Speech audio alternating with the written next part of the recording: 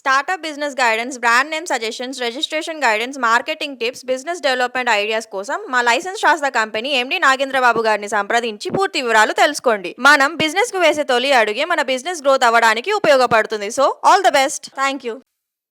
Welcome to BLA business channel. ఈరోజు మనం ఈ వీడియోలో పొలిటికల్ పార్టీ రిజిస్ట్రేషన్ మనం ఎలా రిజిస్ట్రేషన్ చేసుకోవాలి, దాని రిక్వైర్డ్ డాక్యుమెంట్స్, దాని పూర్తి వివరాలు మనం ఈరోజు వీడియోలో తెలుసుకుందాం. మనకి పొలిటికల్ పార్టీ రిజిస్ట్రేషన్ నుంచి 1968 యాక్ట్ ప్రకారం మనం రిజిస్ట్రేషన్ చేసుకోవడం జరుగుతుందండి. ఇది మనకి election commission of India Delhi నుంచి మనకు రిజిస్టర్ కావడం జరుగుతుంది. సో ఇది వచ్చి మనకు ఆఫీస్ ఢిల్లీలో ఉంది. సో స్టేట్ పార్టీ పెట్టేవాళ్ళు, సెంట్రల్ జాతీయ పార్టీ పెట్టేవారు ఎవరైనా కానీ మనం ఈ ఎలక్షన్ కమిషన్ నుంచి వచ్చిన రిజిస్ట్రేషన్ బట్టి మనం ఆధారం చేసి సో స్టేట్ వైజ్గా మన పార్టీని నెలకొల్పి 1, 2, 3 స్టేట్లలో ఫామ్ చేయగలిగితే సో అధికారంలో తీసుకెళ్తే జాతీయ పార్టీ కిందకి రావడం జరుగుతుందండి. సో ఫస్ట్ స్టార్టింగ్ వచ్చేసి మనం స్టేట్ పార్టీ నుంచే దాన్ని మనము కేటగిరీ లాగా తీసుకొని ఎలక్షన్ కమిషన్ ఇండియాలో మనం రిజిస్ట్రేషన్ అనేది చేసుకోవాల్సి ఉంటుంది. దీనికి ముఖ్యంగా డాక్యుమెంటేషన్ వచ్చేసి 7 మెంబర్స్ సభ్యులు ఉండాలండి. 7 మంది ప్రెసిడెంట్, వైస్ ప్రెసిడెంట్, సో దానికి సంబంధించిన కార్యకలాపాలు ఎవరైతే ఉంటారో, సో సెక్రటరీ, సో దానికి అడ్మినిస్ట్రేటివ్ ఎవరు ఉంటారు, మొత్తం ఇట్లా 7 మెంబర్స్ అనేది దానికి బాధ్యత వహిస్తారు. సో వీళ్ళ యొక్క బ్యాక్గ్రౌండ్ చెకప్ అనేది కూడా చేయడం జరుగుతుంది. పొలిటికల్ పార్టీ రిజిస్ట్రేషన్ చేసుకుంటున్నారో వాళ్ళకి క్రిమినల్ రికార్డ్స్ అనేది ఏమీ ఉండకూడదు.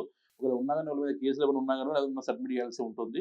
సో ఇదే కాకుండా సో ఎవరైతే 7 మెంబర్స్ ఎవరైతే ఉంటున్నారో మెయిన్ మెంబర్స్ వాళ్ళ యొక్క Aadhaar card, pan card, photos, వాళ్ళ యొక్క క్రిమినల్ రికార్డు సంబంధించిన డీటెయిల్స్ వీటిని కూడా చూడడం జరుగుతుందండి. మరియు ఎవరైతే మనకి పార్టీకి కార్యకర్తలు ఉంటారో వాళ్ళ యొక్క 100 మంది సభ్యుల యొక్క అఫిడవిట్ నోటరీ కావాల్సి ఉంటుంది. సో దానితో పాటు వాళ్ళ ఓటర్ ఐడీలు, వాళ్ళ ఆధార్ కార్డులు, సో వాళ్ళ ఫొటోస్, వాళ్ళ డీటెయిల్స్ కూడా కావాల్సి ఉంటుంది. ఇవే కాకుండా మనకు పార్టీ కార్యాలయము, ఆఫీసు, దానికి సంబంధించిన భవనం యొక్క మన పర్మిషన్, వీటితో పాటు మరియు మనం చేసిన ఒక అఫిడవిట్లో ఈ పొలిటికల్ రిజిస్ట్రేషన్ కావాల్సిన ఆబ్జెక్టివ్స్ ఏవైతే ఉంటాయో సో అవి మనం పొందుపరచవలసి ఉంటుంది. అంటే మనం ఏముంటుంది అంటే మనం తీసుకోవాల్సిన బాధ్యతలు ఏవైతే మనము అనుకుంటున్నామో సో ఇవి పార్టీ పరంగా మనము తీసుకోవాల్సిన ఆబ్జెక్టివ్స్, సో దాని డిస్క్రిమినర్, సో దానికి సంబంధించిన వివరాలు మొత్తం మనము పొందవలసి ఉంటుంది. సో దాన్ని బట్టి department election commission of India నుంచి వెరిఫై చేసి సో మనకి అప్రూవ్ అనేది కావడం జరుగుతుందండి.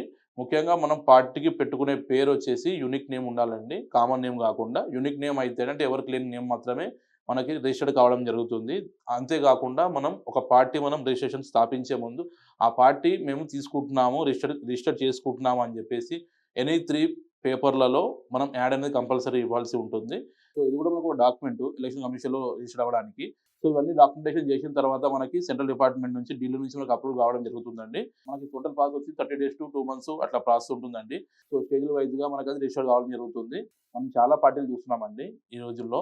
చాలా పార్టీలు అనేది స్టార్ట్ చేయడం జరుగుతుందండి. కొత్తగా యువత ఎవరైతే స్టార్ట్ చేద్దాం అనుకుంటున్నారో లేదా ఆల్రెడీ పొలిటికల్ పార్టీలో ఎవరైతే సభ్యత్వం ఉన్నారో వాళ్ళు సపరేట్గా కొత్తగా పార్టీ పెడదాం అనుకుంటున్నారో వాళ్ళకి వచ్చేసి మనకు కంప్లీట్ గైడెన్స్ ఇవ్వడం జరుగుతుంది.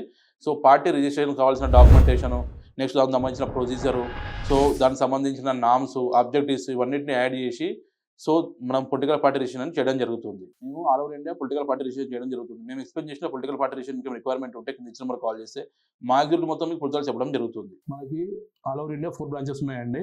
తెలంగాణలో వచ్చేసి హైదరాబాద్లో ఉంది, కర్ణాటకలో వచ్చేసి బెంగళూరులో ఉంది, ఏపీలో వచ్చేసి మనకు వైజాగ్లో ఉందండి, నెక్స్ట్ వచ్చేసి మనకు తమిళనాడులో చెన్నైలో ఉంది. చాలా మంది మన వీడియోలు చూస్తున్నా కానీ లైక్ షేర్ సబ్స్క్రైబ్ చేయడం లేదు.